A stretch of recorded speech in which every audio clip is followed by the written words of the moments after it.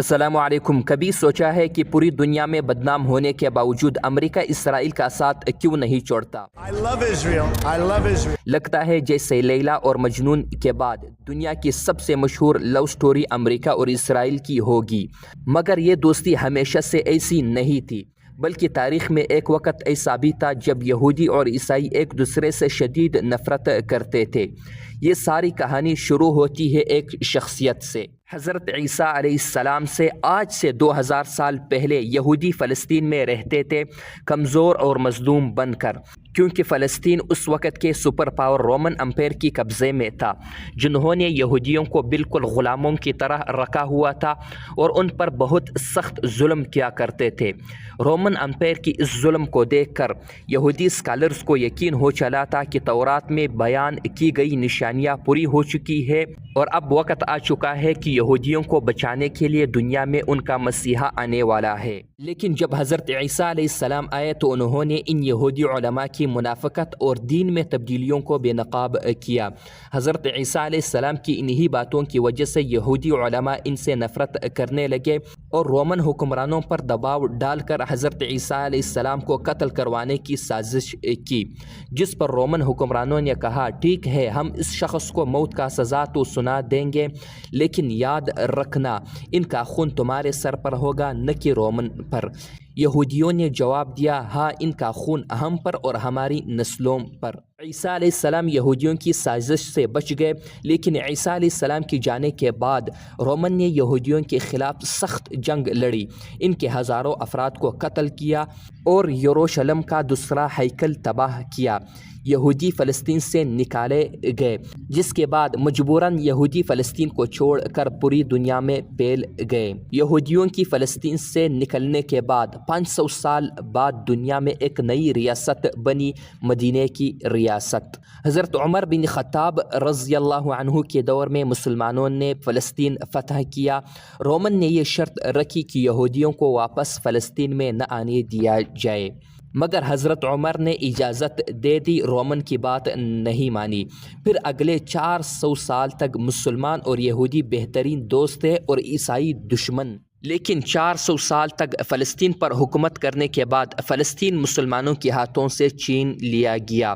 ہوا یہ کہ یورپ میں ایک نیا پوپ آیا، پوپ اربن، جس نے آتے ہی یورپ کی عوام اور بادشاہوں کو مسلمانوں کے خلاف جنگ لڑنے کا حکم دیا، جس کے بعد عیسائیوں نے نہ صرف مسلمانوں کو بلکہ یہودیوں کو بھی بڑی بے دردی سے مارا اور جلا دیا۔ آخر دنیا میں مسلمانوں کا ایک نیا لیڈر آیا، سلطان صلاح الدین ایوبی۔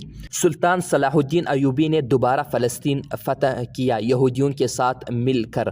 پھر دوبارہ یہودیوں نے مسلمانوں کی زیر سایہ عزت سے زندگی گزاری، خاص طور پر اندلس میں، جہاں مسلمانوں کی 800 سال تک حکومت تھی۔ لیکن 800 سال کے بعد ایک بار پھر یورپ کی عیسائی گورنروں نے مل کر مسلمانوں سے اندلس یعنی اسپین چھین لیا۔ جب اسپین سے مسلمانوں اور یہودیوں کو نکالا گیا تو عثمانی خلیفہ سلطان بایزید نے سب کو سلطنت عثمانیہ میں پناہ دی۔ پھر آہستہ آہستہ امریکہ اور یورپ کی تجارت بہت تیزی سے آگے بڑھنے لگی۔ یہودی اس کو دیکھ کر آہستہ آہستہ یورپ منتقل ہونے لگے، جہاں پر زمین خریدنے اور فوج سے دور رہنے کی شرط پر انہیں صرف کاروبار کی اجازت ملی۔ یہی کاروبار ان کی طاقت بنا۔ پھر سعودی قرضوں، بینکنگ اور روٹ چائلڈ خاندان کے ذریعے انہوں نے پورے یورپ کی معیشت کو کنٹرول کر لیا۔ یہودیوں نے فلسطین کی بنجر زمین خریدنا شروع کی، ڈبل ٹرپل قیمتوں پر۔ انہیں مدد ملی روٹ چائلڈ فیملی کی، اسی بنجر زمین پر آج کا تل ابیب بنا ہے۔ اسی دوران امریکہ میں ایک کتاب نے تلہک مچا دیا، جیسس از کمنگ۔ اس میں لکھا تھا کہ جب تک یہودی فلسطین میں دوبارہ آباد نہ ہو، حضرت عیسیٰ واپس نہیں آئیں گے۔ پورے امریکہ میں یہ کتاب پھیل گیا۔ امریکی عوام نے صدر سے مطالبہ کیا کہ وہ اسرائیل کی قیام میں مدد کرے۔ اسی دور میں تھیوڈور ہرزل نے صہیونی تحریک کی بنیاد رکھی۔ انہوں نے کہا آج میری بات پر سب ہنسیں گے، مگر 50 سال بعد اسرائیل ضرور بنے گا، اور واقعی 50 سال بعد 1948 میں اسرائیل بنا۔ صہیونی رہنما نے عثمانی خلیفہ سلطان عبدالحمید کے پاس گئے، مگر انہوں نے فلسطین دینے سے انکار کر دیا۔ یہاں سے صہیونی اور عثمانی سلطنت کی لڑائی شروع ہوئی۔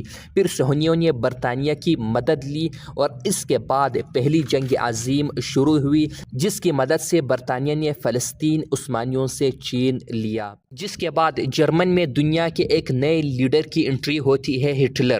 ہٹلر نے یہودیوں کے خلاف جنگ شروع کی۔ یہودیوں نے یورپ چھوڑ کر فلسطین کی طرف ہجرت کی۔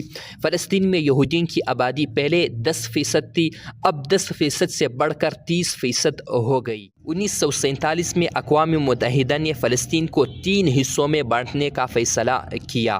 فلسطین کا سب سے بڑا حصہ 33% آبادی والی یہودیوں کے لیے اور فلسطین کی 67% مسلمانوں کو فلسطین کا چوتھا حصہ دیا جائے گا۔ یروشلم کو انٹرنیشنل سٹی بنا دیا جائے گا۔ عرب نے اس فیصلے کو مسترد کر دیا۔ بالآخر 14 مئی 1948 میں اسرائیل نے اپنی آزادی کا اعلان کیا۔